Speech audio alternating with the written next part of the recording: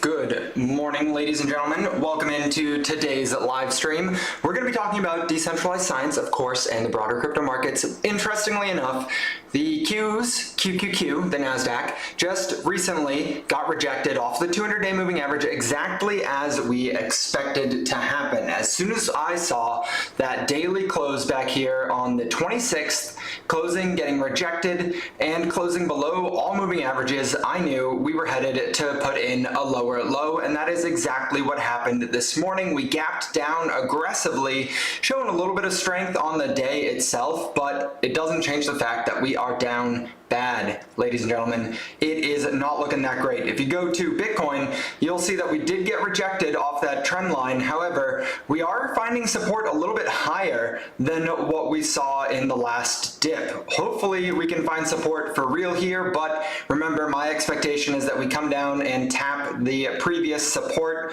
at the high of the last range down at $73,000. So time will tell what actually ends up playing out, but so far it is going exactly as we expected, unfortunately, because what we expected was not the most bullish outcome in the short term, at least.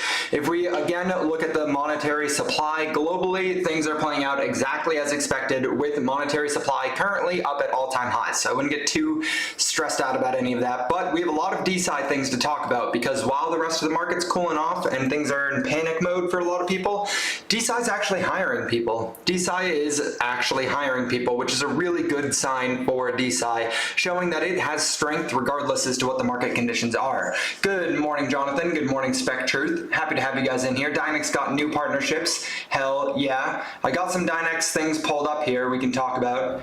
Let me see which ones are where. Dynex, here we go. Good morning, Landon. Good morning. Need some hopium for the Dynex chart, brother. I'll do my best, man. I'll do my best, but chart's a little bit difficult to provide any hopium for, aside from the fact that you're getting something at the most discounted price that you could possibly imagine. Dynex is going all in on a quantum LLM. Thank God. I am so grateful that they listened to what I had to say about the quantum LLM. I know they would have gotten there eventually, but back in November I stepped in and I was like, guys, you guys need to start researching and start creating this QLLM, and they were like, you're right, we already had a little bit of preliminary stuff, but we are going to focus attention and really start building this out. And apparently some of the benchmarks must be going really well, because they are shifting their focus to go all in on quantum LLM. So W's in the chat for Dynex. We'll start right off since everyone's talking about it. W's in the chat for Dynex on that. Great decision. Love to see it. Truly, this is going to be one for the history books, what Dynex is doing here. This is big for DNX, with the potential for millions of on-chain prompts and compute jobs. Dynex utility is set to surge. More usage equals more demand, stronger fundamentals. This isn't just hype. It's scalable token economics powered by real quantum advantages. Crystal clear, that's written by a quantum computer, or an AI, sorry.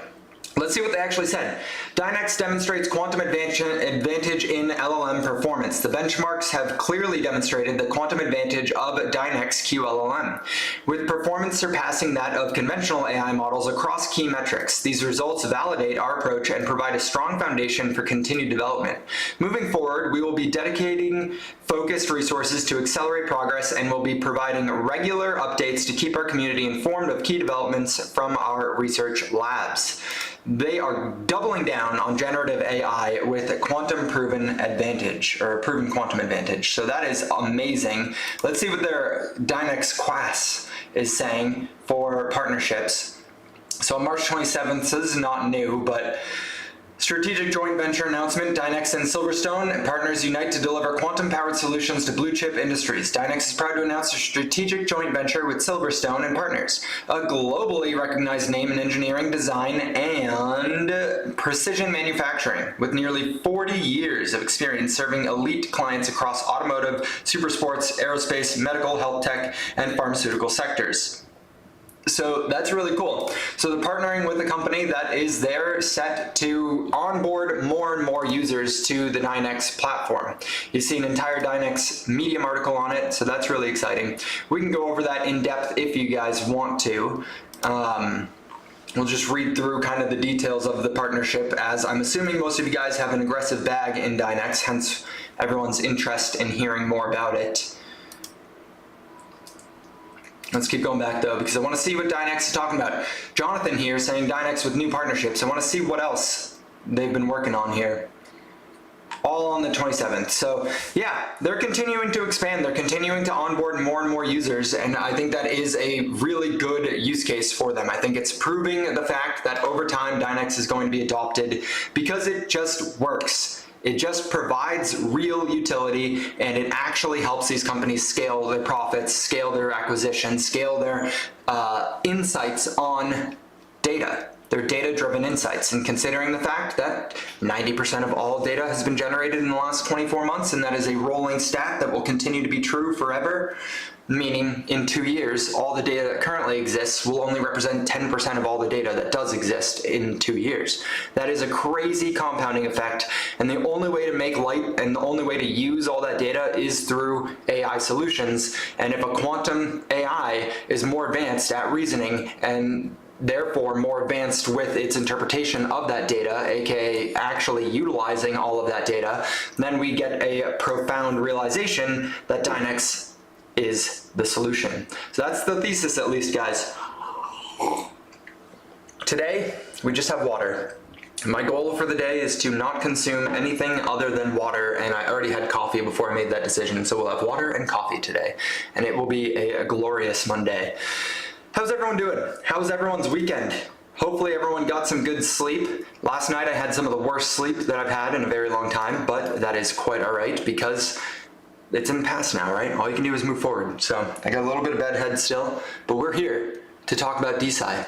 Hopefully you guys are all amped up and ready to go. We are at a very interesting point in the market, which I already addressed a little bit of it earlier on in the live stream, like 5 or 10 minutes ago, but I want to just re-highlight it for all of you guys that really right now is a deciding factor for all of crypto, but more specifically all of the financial markets. They're all hanging on the ledge right now.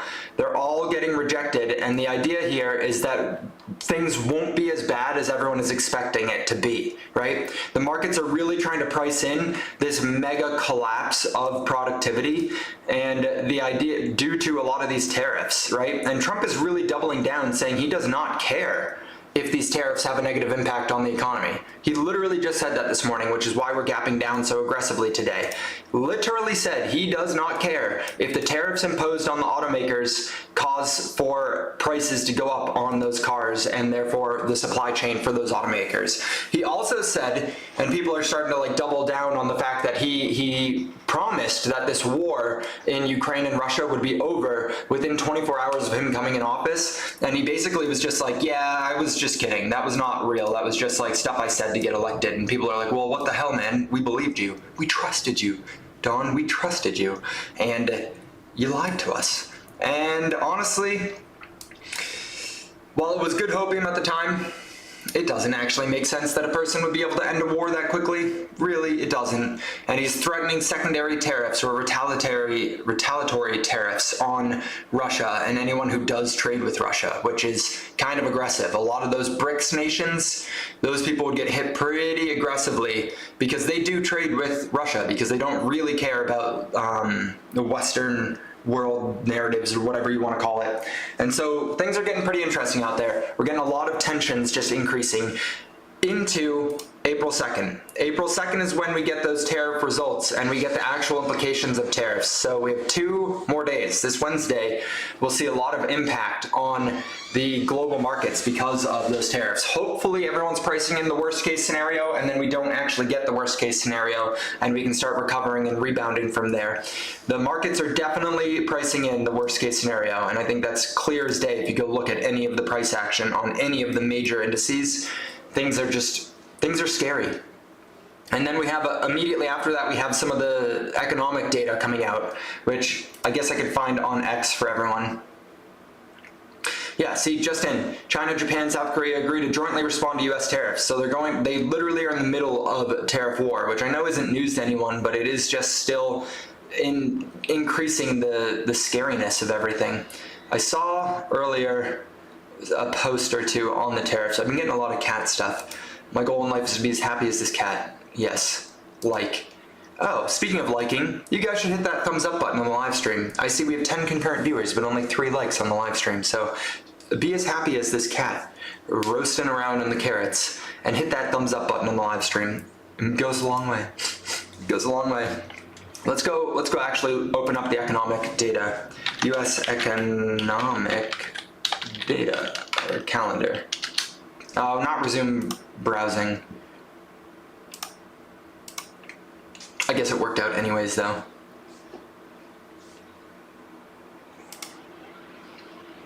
We get the tomorrow we get the Chicago Business Barometer PMI, and then on Tuesday the 1st we get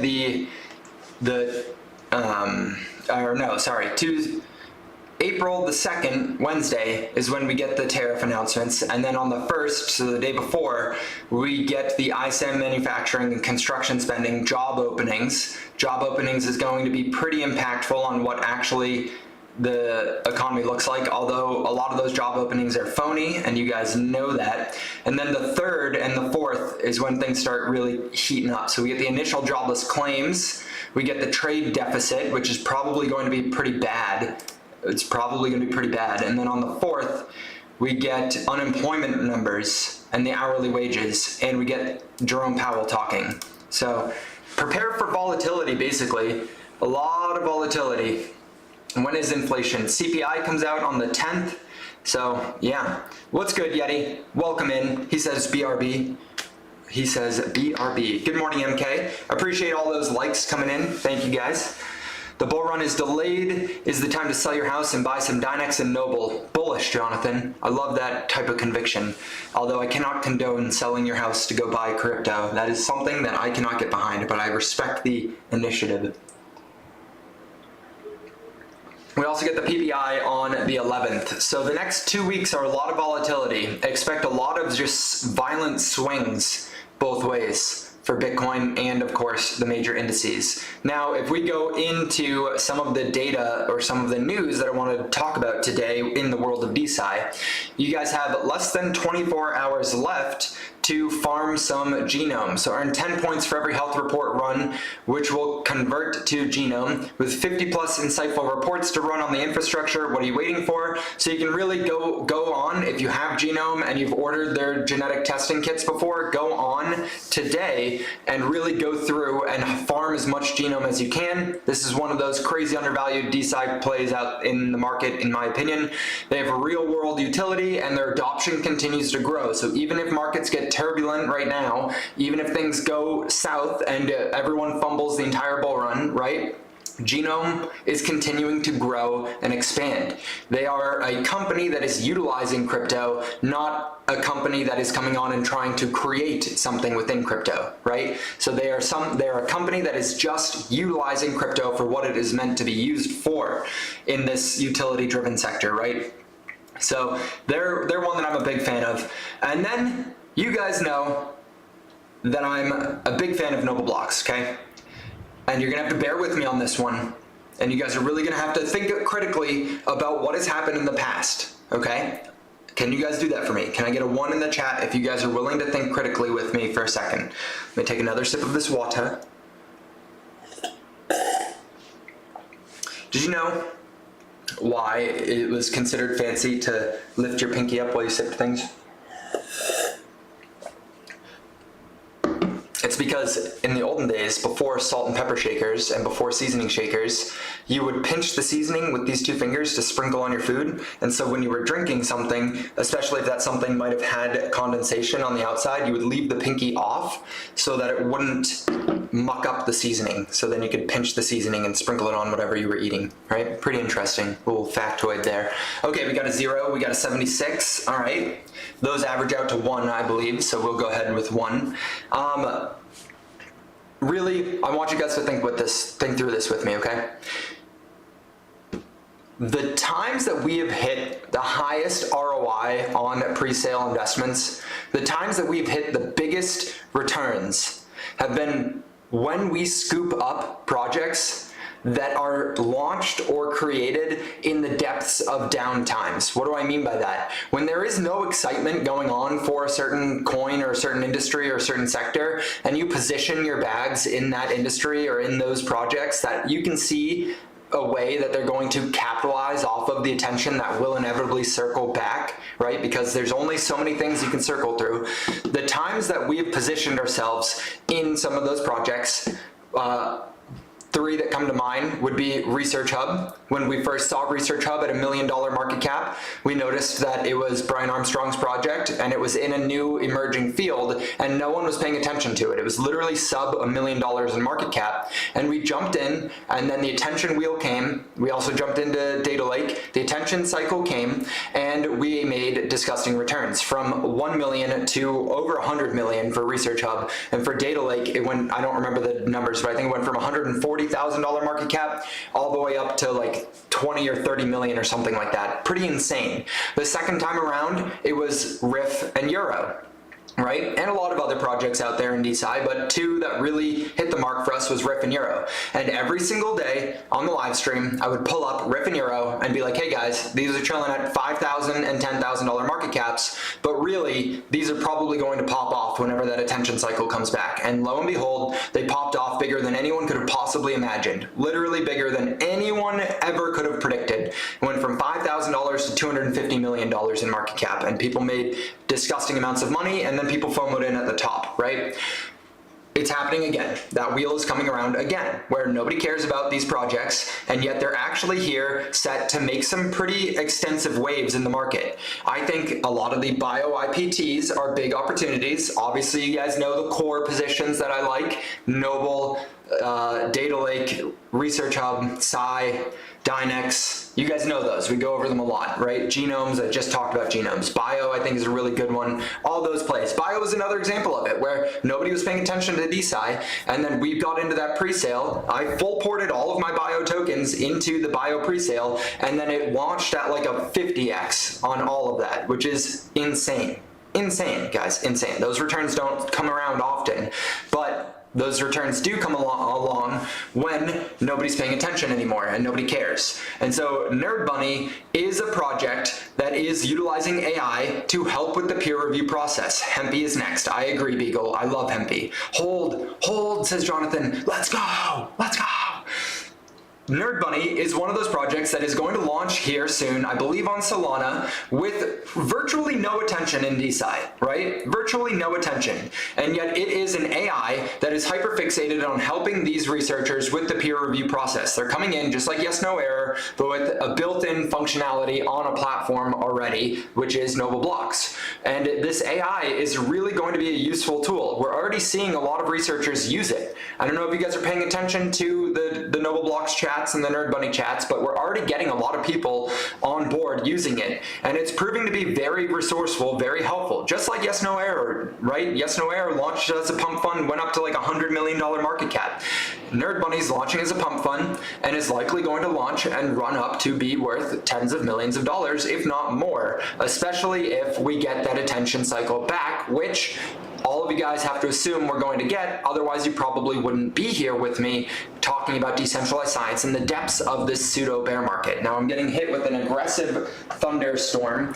We are pouring down rain all of a sudden outside, so if my internet goes out, it's probably because a tree fell on a power line or something, so bear with me on that one, guys. It is violent all of a sudden. Yeah. We can talk about this a little bit more if you want to, but I would pay close attention, because you get those crazy returns when things launch and nobody cares about them, but you believe that they will get that attention cycle because of the usefulness that they provide. HairDAO, because I'm losing loads lately. We'll look at HairDAO for sure, Trip. Let's go for it. Nerd Bunny, I think I would pay close attention to. They launched those games on Telegram, right? Nerd Nuggets and Nerd Bunny, and within the first month or so, they got up to 800,000 users, okay? I'm gonna repeat that again. Those games, those tap to earn or tap to fund science games that Delroy from Noble Blocks launched on Telegram. It was really silly looking and I didn't believe in it at all when he first launched them. And then I saw the people start using it and they got to 800,000 users. Even if we were to assume that 90% of those are bots, they got to 80,000 users within the first couple months of deploying the game on Telegram. And we saw Ton reach out to Noble Blocks and be like, hey, we would love to get DeSci on chain. And we saw a bunch of different organizations chase to get DeSci on chain, and things are moving pretty aggressively behind the scenes. So I would definitely pay attention to this one. I'm gonna bookmark it and I'll write up something good for this later. I would definitely just keep an eye on everything, right? These are the times that you look for projects that are launching and deep discount values, right? Let's go ahead and look at Hair. You guys know I'm a fan of Hair DAO. I really like what they're doing, and I like how easy it is for people to resonate with it.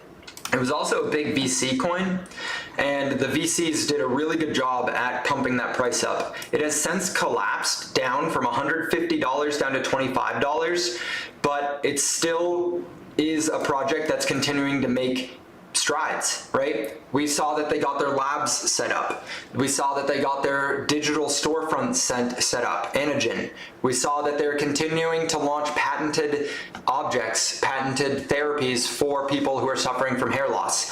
A lot of the people out in this financial market suffer from hair loss, and if they want to fund new novel drug therapies for it, Hair DAO is really one of the only solutions out there. The hair loss market has not been disrupted in decades, and here we go having Hair DAO really disrupting the market. So while it's down at these depressed prices, while it's down at $16 million market cap, who knows if the bleeding is done, but I would keep paying close attention to this, because when it pops pretty aggressively. You saw that pop. You saw these other pops too, which don't look like much now, but if you go back and zoom in on them, it looked like it was over back here, didn't it? If you go look at this, we saw Hair DAO skyrocket to $20 and then collapse to $6, and it looked like it was over. Then all of a sudden it started running. And all of a sudden, it made that quick U-turn and put in a new high at 30, and then continued that run. And that run lasted till 50 bucks. Then it had another little collapse down to 25 or 26. It fell by 50%. And then all of a sudden, it skyrocketed to 150 bucks. Imagine you dump it because you're like, oh, it's over. It's over. The bull run's done. It's never going to get any better than right now, right? I know it's down bad, but find me another DeSci chart that's not down bad. Find me one that's not down bad. When is Nerd Bunny launching? I believe on the 12th. I believe on the 12th they will be launching it, but keep a close eye on it. I don't know that there's a definitive date yet.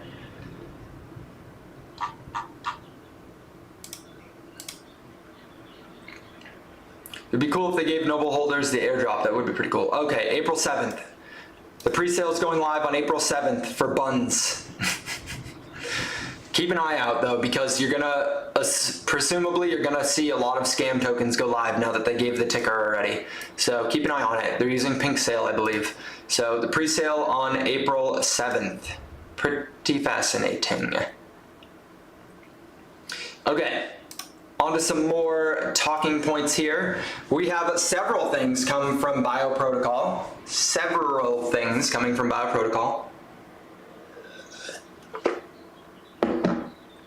First up, BioProtocol. Early stage biotech is a black box. Time to break it open. Bio V1 is coming. Launching on Solana and Base, V1 uses bonding curves, on-chain liquidity, and agents to streamline, simplify, and gamify early stage biotech.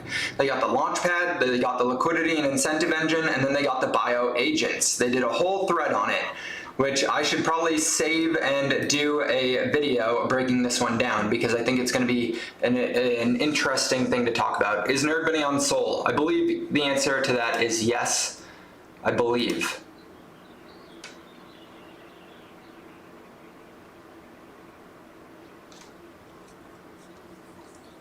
I believe the answer is yes.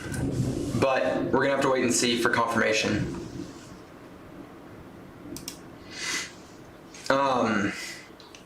Yeah, Bio's really trying to gamify the entire space, and they're the leader. They're the ones on Binance. They're the ones with Binance funding. They're the ones who have the most stride and the most impact on the entire space. And so while the chart looks pretty horrendous, they have the most market share. They have the most attention share. They have the most backing. They have the most, basically fill in the blank.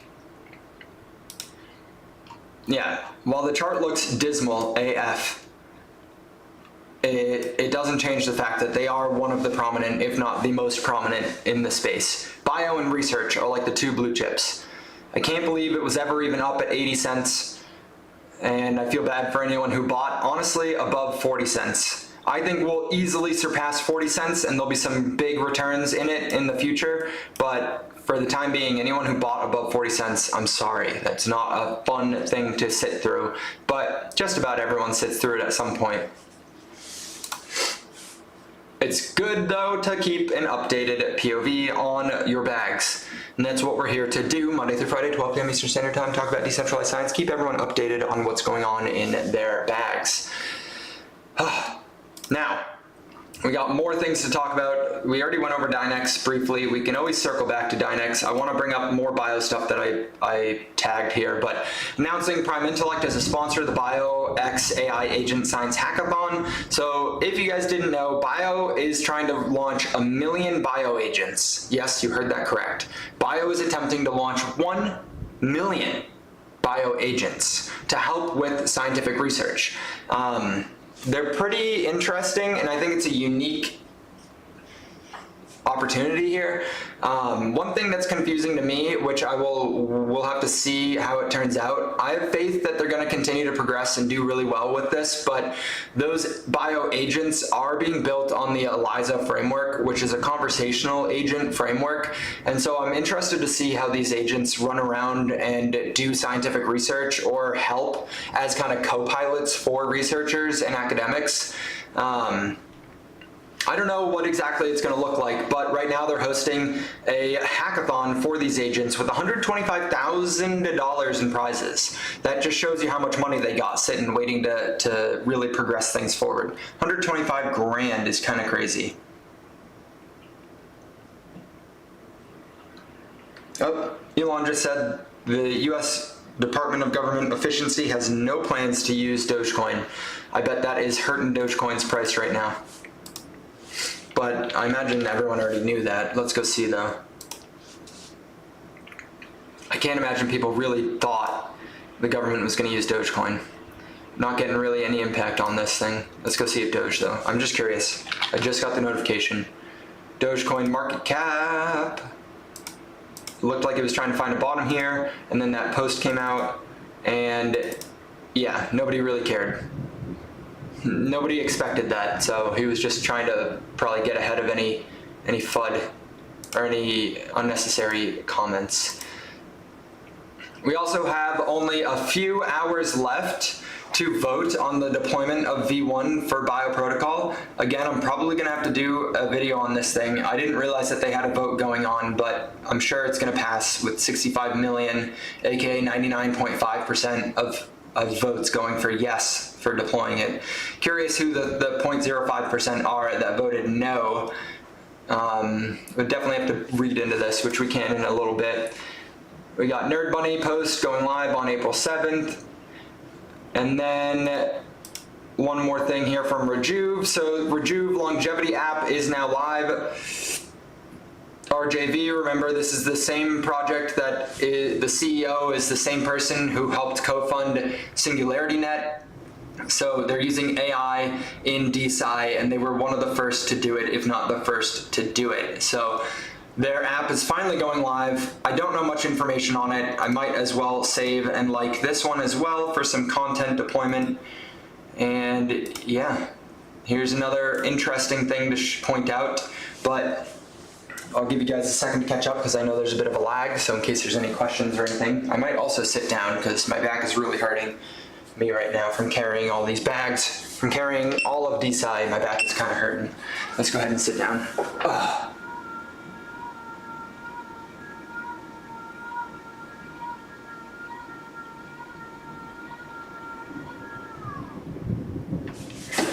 I haven't had a sitting live stream in so long. See, look, the camera's not even orientated correctly for me to be sitting anymore. Oh man. I need Vita DAO apparently. No, I need Spine DAO, that's what I need. But can Bitcoin eat away at the US dollar reserve status? Question mark. A quote from BlackRock, in their annual shareholder meeting, says if the US doesn't get its debt under control, if deficits keep ballooning, America risks losing that position to digital assets like Bitcoin. They're talking about the dollar here. And they have a long-term time horizon for this, but if you look at the US federal debt held by the public as a percentage of GDP, it's now ticking above 100%. And that's just to the public. We know the debt to GDP is upwards of like 166%, I believe, last time I looked. Could be higher, could be lower right now, but if the government doesn't get this under control, we're in deep shit, guys. This is the makings of bankruptcy. Imagine for a second, okay? Patrick's getting old. Come on, mods, get Beagle out of here. Mods, imagine you're running a company, or imagine you're running your personal finances, okay?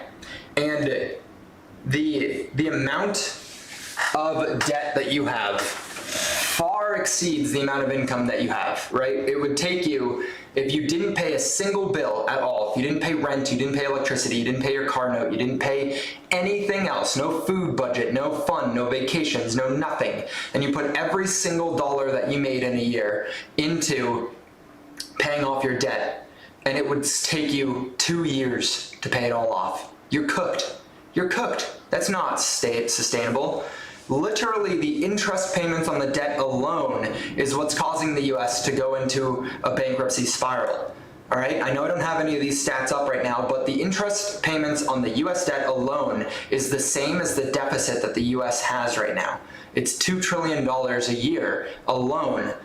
If they didn't have any of that interest payment, we would just barely be breaking even. But because of those interest payments, we're getting cooked. So if they do not do something about it, it is a streamline to bankruptcy. Maybe it doesn't happen, maybe we don't have bankruptcy, but I have to remind everyone that this would not be the first time that the United States defaulted on its public debt. This would not be the first time that the United States defaulted. Last time the US defaulted, I believe, was during the Great Depression. When was the last time the US defaulted? No, not the debt ceiling.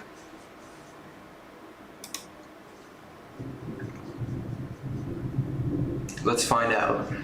Yeah. Fact check. There have been at least 3 admittedly distant times when the US failed to keep its financial word. In 1814, amid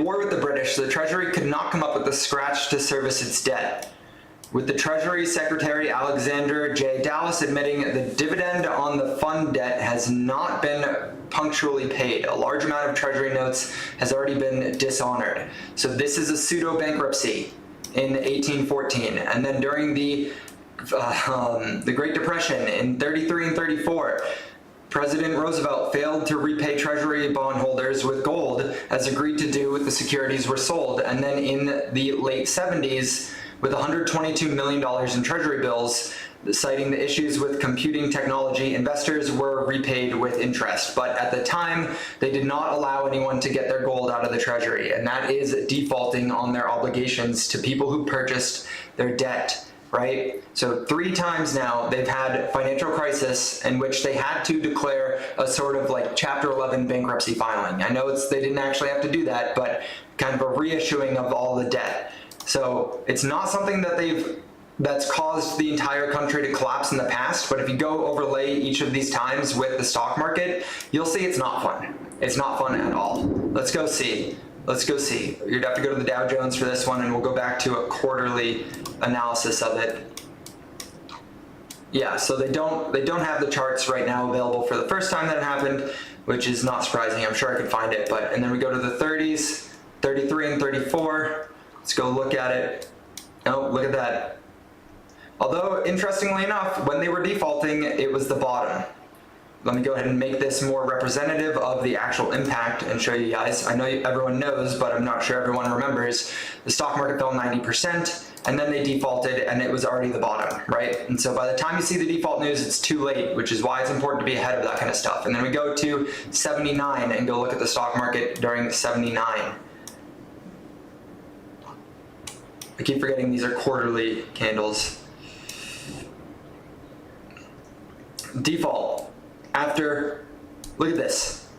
After they defaulted, we got the rebound and things started getting better, but leading into the default, we went through a period in which you could have purchased a stock or the indices back in 65, and then they didn't recover to all-time highs for 6,000 days. Almost 20 years, guys. Almost 20 years of no higher highs in the stock market, no meaningful higher highs. So these defaults come with periods of extensive pain. And if you look at it right now on a quarterly basis, it would not be that surprising to see the Dow Jones at least come back down and kind of revisit this moving average, which wouldn't be akin to a financial crisis per se, but it would be akin to a pretty large reorg of the stock market, right? You see that moving average there?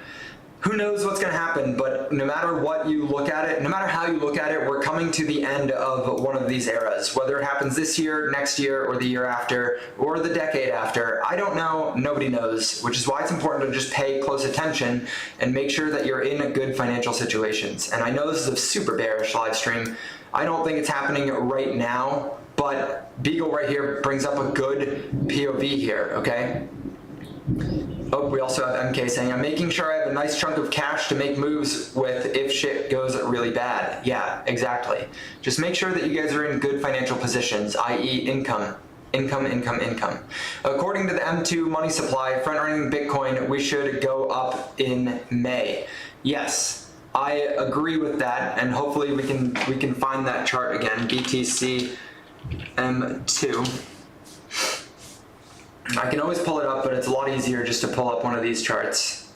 This was from March 29th, so just the other day. They overlaid the total crypto market cap with the M2 global liquidity, and you can see that M2 global liquidity just put in a higher high, yet the total crypto market cap is still lagging behind by several months. And so you look at it, and it looks like we're at a bottom for the crypto market cap right now. It looks like we're at a local bottom. So I do think that we're going to continue to get that rally upwards, especially with the easing tensions of the Fed here starting April 2nd after the tariff announcements. The Fed is going to stop rug pulling liquidity from the market as much, at least. They'll stop pulling as much liquidity, and it's just allowing for wiggle room in the market, allowing for breath room. Another interesting thing that I saw, which I should have saved, I might have saved actually, let's pull this off so that you guys don't see all the things that I saved. But another pretty interesting thing to pay attention to here, I got a lot of cat videos that I bookmarked. Oh, this is a cute one. Okay, this is actually a really cute one. I'm going to show you guys this one. Look at how happy that boy is. It's snowing, and he's trying to catch snowflakes. Yeah, yeah. Okay. We go look at the amount of, what I'm trying to pull up right now to see if I saved it, is the amount of money that is in money markets. Oh, this is a good one too, though. I'm going to pull this one up. This is something I think you guys will be interested in. Duplicate.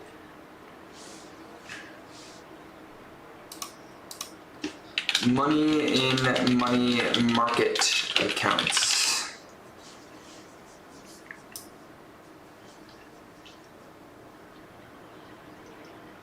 That was June 15th. Let's go to the latest.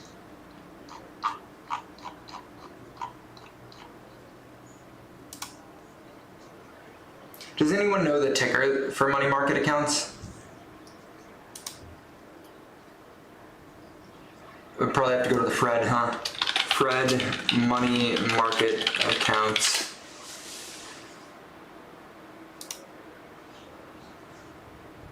Here we go. A little bit of hopium for you guys yet again to see that the cycle's probably not over, because the money's not gone, guys. The money's not gone. If we kind of zoom in on this, we go to a 5-year chart instead of the max for it. This is retail money market funds. Okay, 5-year chart. The money is just sitting on the sidelines. Nobody wants to partake in this rally.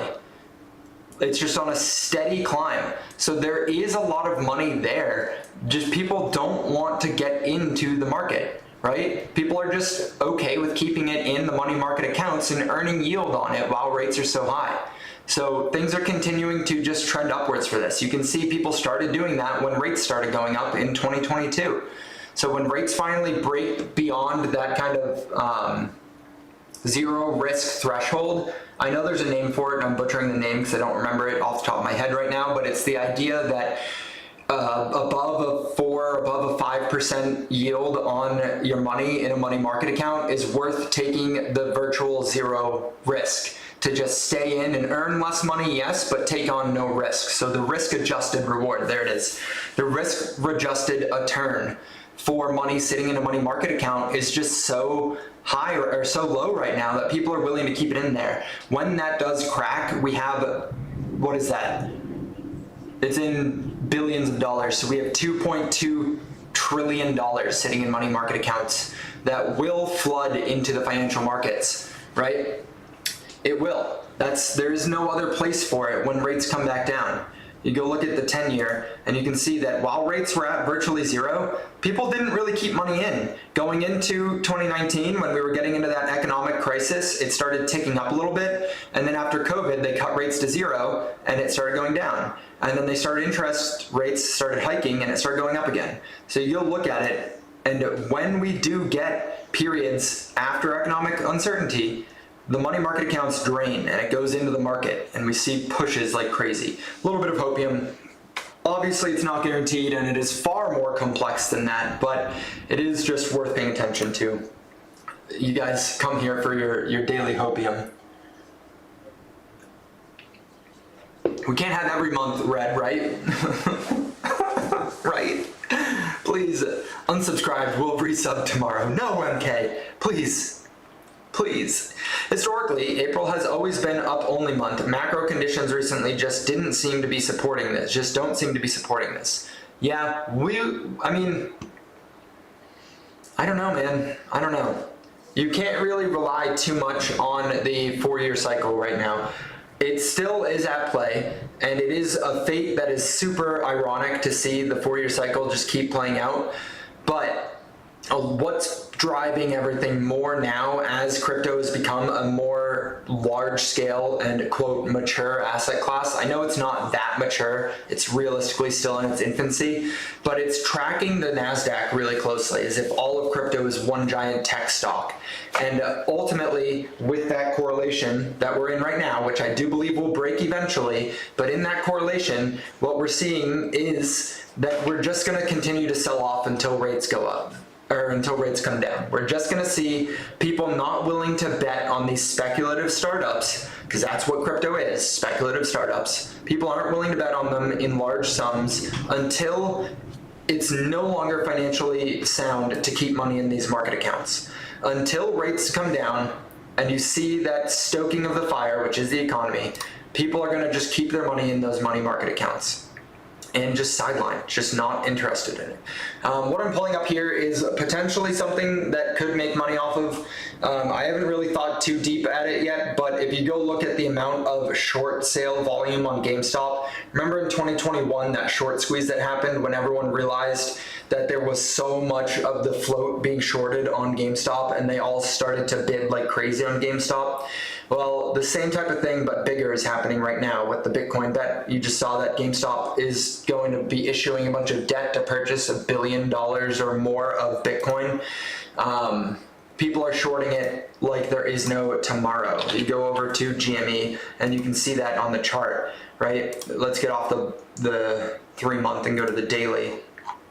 We saw the announcement that GameStop was going to purchase Bitcoin, and what happened? We skyrocketed and then immediately gapped down as everyone realized that they weren't going to do it with cash and instead they were issuing debt. We are at another point in GameStop's history in which people are shorting or betting against GameStop with disgusting amounts of money. Last time it was happening right here, back in December and January of 2020, and then we saw that crazy run up. Now we have the same short volume, but up here at a much higher valuation, right? GameStop was down at 60 cents back then, now it's at $22. So we'll see if the retail buyers have the same kind of power as they did back then to kind of cause that short squeeze.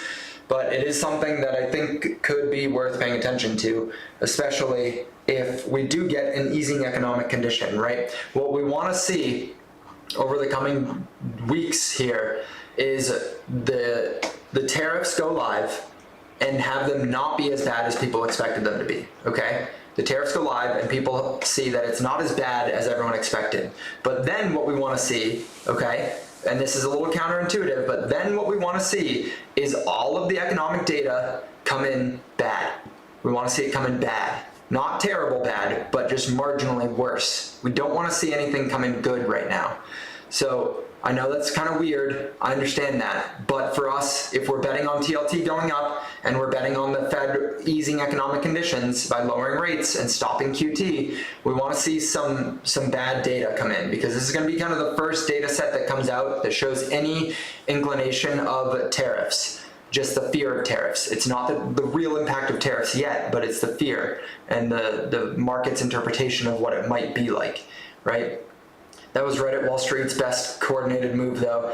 I didn't really follow that currently. I don't really follow that currently. I know. I don't either, but that news headline going around of the short interest was picking up some momentum, so I just thought it'd be interesting to pay attention to. But we want to see job openings come in with less job openings. We want to see the manufacturing index come in a little bit low. We want to see nothing really on the second, but we want to see initial jobless claims come in worse, meaning more jobless claims, right?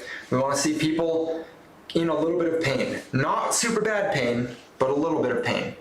And then we might get the Fed to start to pivot a little bit, right? We want to see inflation, however, not picking up like crazy. We don't want crazy inflation. And I think if you can go look at some of the commodities, what is the ticker for eggs? What's the ticker for eggs?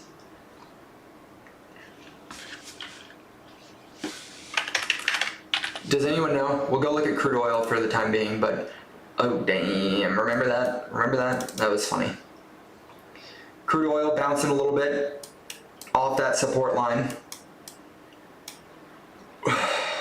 which, believe it or not, it's actually kind of good. We don't want a total breakdown, because that's usually not a good sign.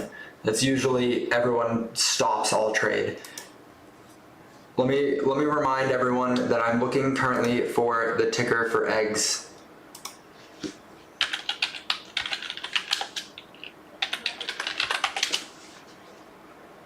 You know what I could do? I could open up ChatGPT and ask for the ticker. Uncle Chat.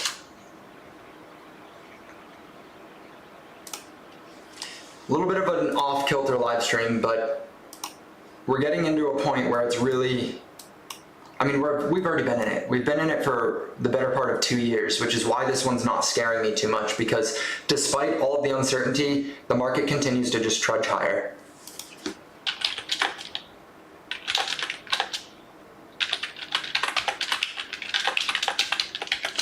What is the futures ticker for eggs?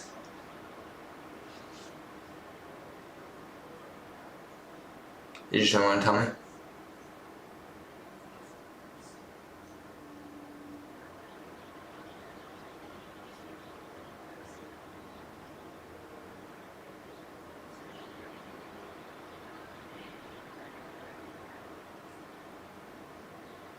Historical data indicates that CME previously listed shell egg futures.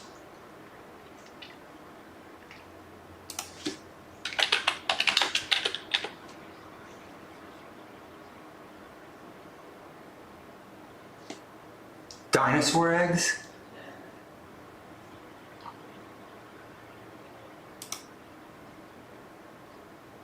Eggs, South Korea? No. Whatever, man, whatever. Let's go look at it on X. Most reliable place. Egg prices. March 24th. Egg prices are plummeting. They were at $8 down to $3. This is the underlying inflation. You go look at commodities like this. These are the underlying inflation numbers.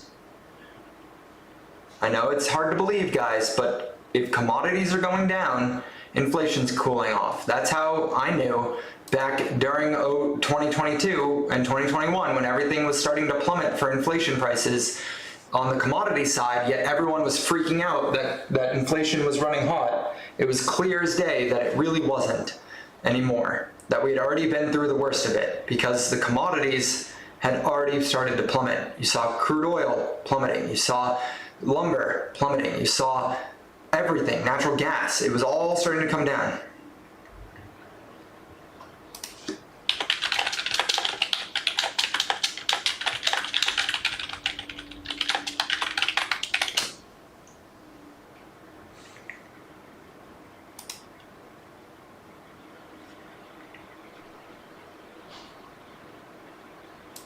Let's look at it though. I really haven't looked at it yet, so let's go ahead and look at it. Market Insider. We'll go to the one year moves for them all. So we have natural gas stagnant. What does that mean? It's not going up that crazy. I mean, gold is up though, so I don't know why they're saying it's not up.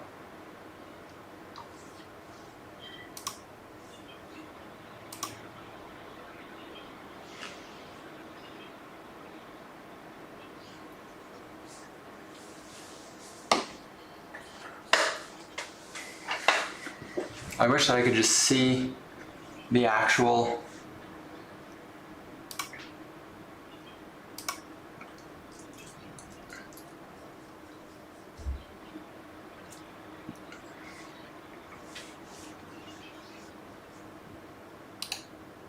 natural gas, lumber.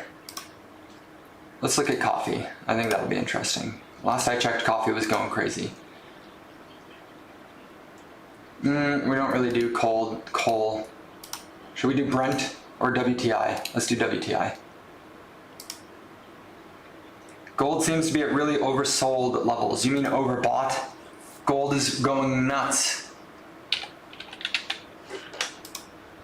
Oh, my computer is losing steam.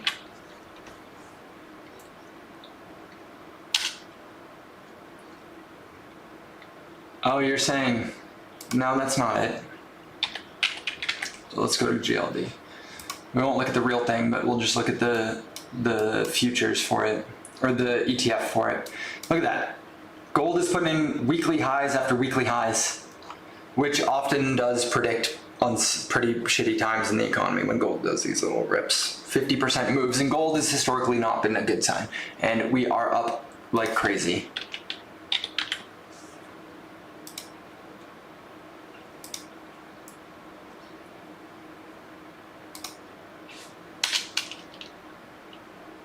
Can you just give it to me, please? Why you gotta be all stupid?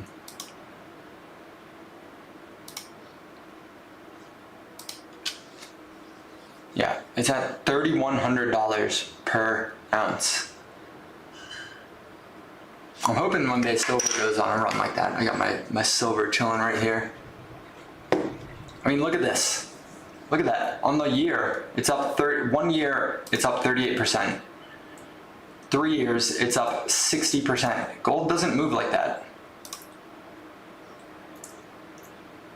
Gold doesn't move like this. You go look at natural gas. Go to the 5 year. 5 year gold or natural gas has been ticking up like crazy lately too. Uh-oh.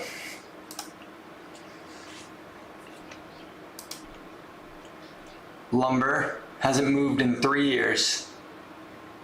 Hasn't moved in 5 years either. Although that's weird that they're the same chart.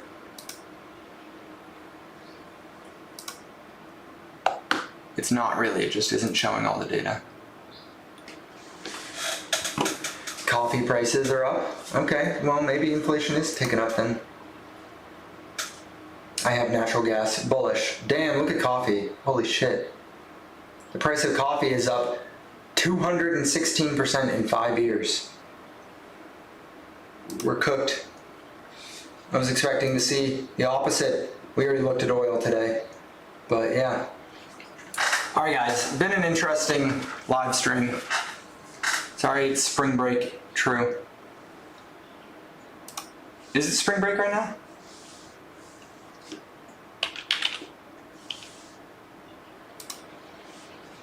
Can you just take me to silver? Stop giving me all these futures.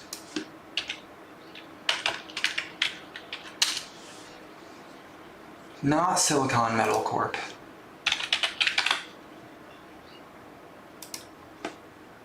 All right, silver. Come on, make that run. Make that run, silver.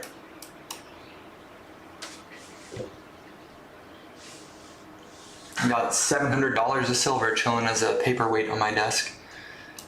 That's my investment into commodities just to maintain stability. Okay guys, cocoa and chocolate have gone up a lot, have they really?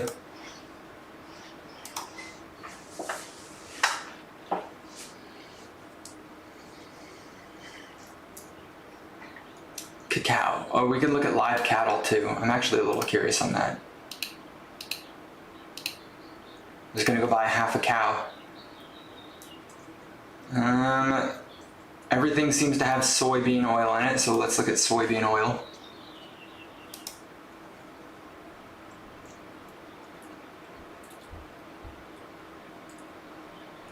My computer is not happy.